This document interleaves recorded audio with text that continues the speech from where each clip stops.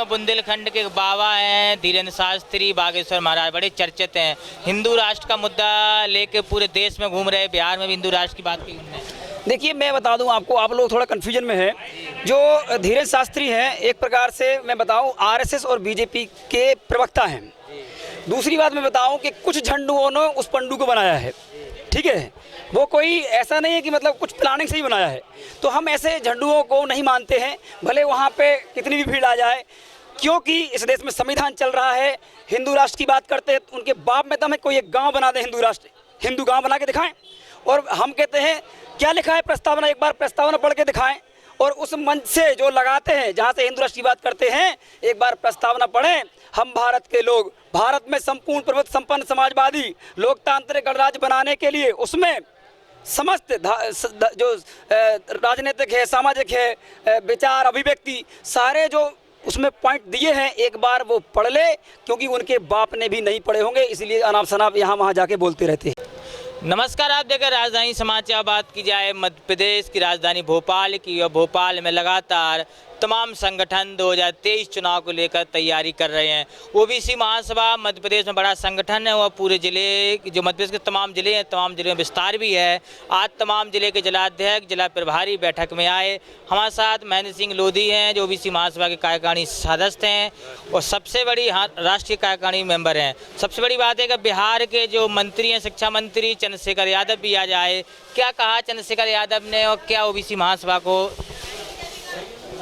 देखिए, माननीय शिक्षा मंत्री चंद्रशेखर यादव जी, क्योंकि ऐसी धरती से आए थे जहाँ से गौतम बुद्ध हैं, और उन्होंने ये समझाने का प्रयास किया है कि हमारा दुश्मन कौन है और दोस्त कौन है। तो उन्होंने सारे जो इनके गीता पुराण और सारी जो मनुस्मृति सब कुछ था, उनमें से सारी तथ्य निकाल के ये सिद्ध करके बताया है कि हम इस देश के मालिक हैं, और वो जो मनुवादी हैं वो इस देश के नहीं हैं, वो हमारे ऊपर आधिपत्य बनाए हुए हैं, इसलिए हमें उनसे लड़ना है, ये उन्होंने कहा है। आप भी बुंदेलखंड से आते हैं, बुंदेलखंड के बाबा हैं धीरेन्द्र शास्त्री बागेश्वर महाराज, बड़े चर्चित हैं। हिंदू राष्ट्र का मुद्दा लेके पूरे देश में घूम रहे, बिहार में भी हिंदू राष्ट्र की बात की उन्होंने। देखिए, मैं बता दूं आपको, आप लोग थोड़ा कन्फ्यूजन में हैं। जो धीरेन्द्र शास्त्री हैं, एक प्रकार से मैं बताऊं आरएसएस और बीजेपी के प्रवक्ता हैं। दूसरी बात मैं बताऊं कि कुछ झंडुओं ने उस पंडू को बनाया है, ठीक है। वो कोई ऐसा नहीं है कि मतलब कुछ प्लानिंग से ही बनाया है। तो हम ऐसे झंडुओं को नहीं मानते हैं, भले वहाँ पे कितनी भी भीड़ आ जाए, क्योंकि इस देश में संविधान चल रहा है।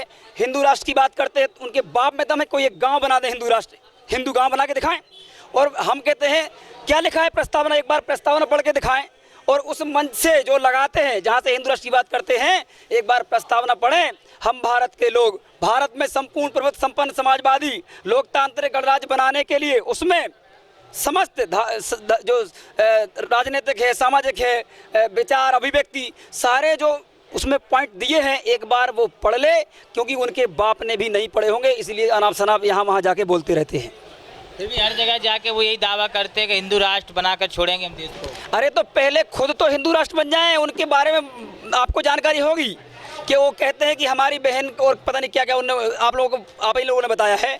तो मैं रियल बताऊं, वो सिर्फ प्रोपेगेंडा है हिंदू मुस्लिम करने के लिए, क्योंकि इस देश के अंदर होता क्या है कि वोट जो है वो हिंदू मुस्लिम के नाम पे लेने के प्रयास करते हैं, और वही एजेंडा सेट किया जा रहा है।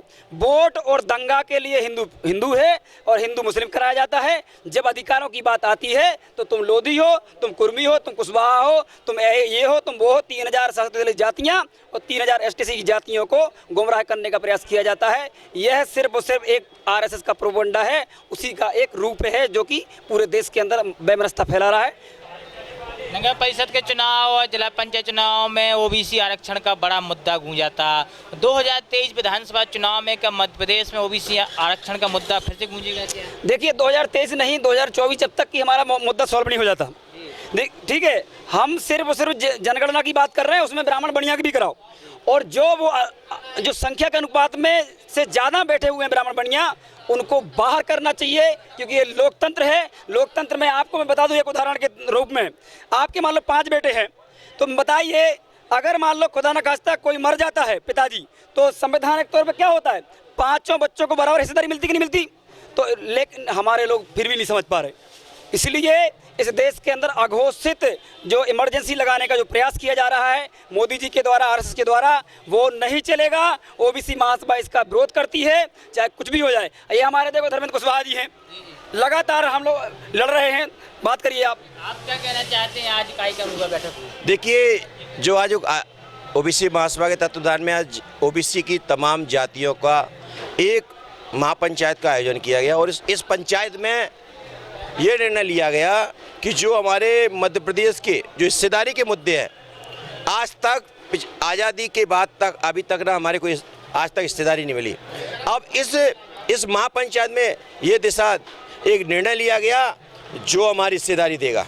और ख़ासकर हम पहले से कह के चल रहे हैं कि शिवराज सरकार जो 18.5 साल हो चुके हैं और आज हमारी हिस्सेदारी नहीं दी, सबसे पहले उसको काटने का काम करेंगे। जो हमारी हिस्सेदारी और हमारे मुद्दों को पूरी तरह से लागू करेगा, हाँ, पिछड़ा वर्ग उनके साथ जाएगा। और क्षेत्र में बड़ा कुशवाहा समाज का वोट में बैंक माना जाता है, किधर कुशवाहा समाज ओबीसी महासभा जाएगी इस बार? देखिए, एक बात बोलिए, ये कुशवाहा नेताओं से बात करिए इस बात के लिए। मैं ओबीसी का एक छोटा सा सिपाही हूँ। मैं तो सीधी बात जमात की बात करने वाला हूं। और जो शरद यादव जी ने, लालू यादव जी ने और साहब कांसी राम जी ने जो दर्शन दिया जमात का, उस काम के लेकर मैं कहना चाहता हूं कि चंबल में 85% के लोगों के जो प्रत्याशी बनेंगे, जो SC ST OBC के प्रत्याशी बनेंगे, उन्हीं को वोट दिया जाएगा। इसके अलावा किसी को वोट नहीं दिया जाएगा। खुलकर कह दिया है धर्मेंद्र कुशवाहा ने भी कि जो चंबल में ओबीसी महासभा के लोग उतरेंगे उन्हीं को वोट देंगे। देखना होगा 2023 में ओबीसी महासभा क्या भूमिका निभा रही है और क्या तीसरा मोर्चा उभर के उभरेगी क्या मध्य प्रदेश की राजनीति। जुड़े मसानी निवेश करें रुपए, भोपाल, मध्य प्रदेश।